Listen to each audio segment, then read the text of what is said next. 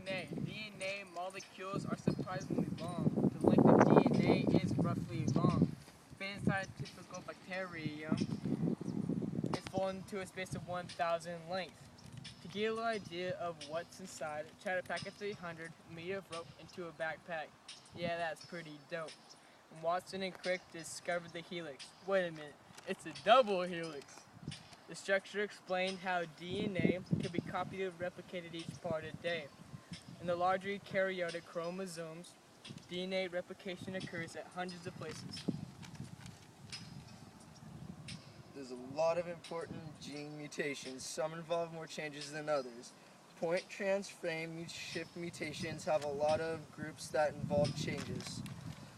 Some mutations have disorders including Sickle's disease and cystic fibrosis. Harmful mutations associate with cancer. Beneficial mutations benefit proteins with new or altered activities. The DNA sequence is nothing more than a confusing jumble of the four letters that represent the bases in DNA.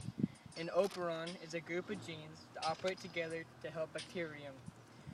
Many genes are regulated by repressor proteins, while others use proteins that speed transcription.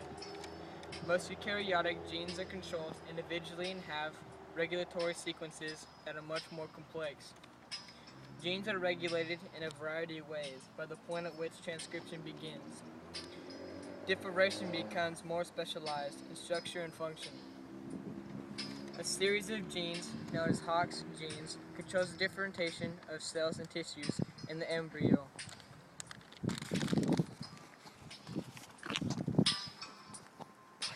There are three main types of RNA: messenger, ribosome, and transfer.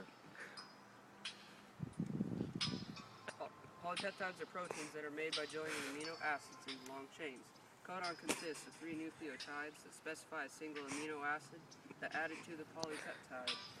The cells use information from messenger RNA to produce proteins, which is called translation.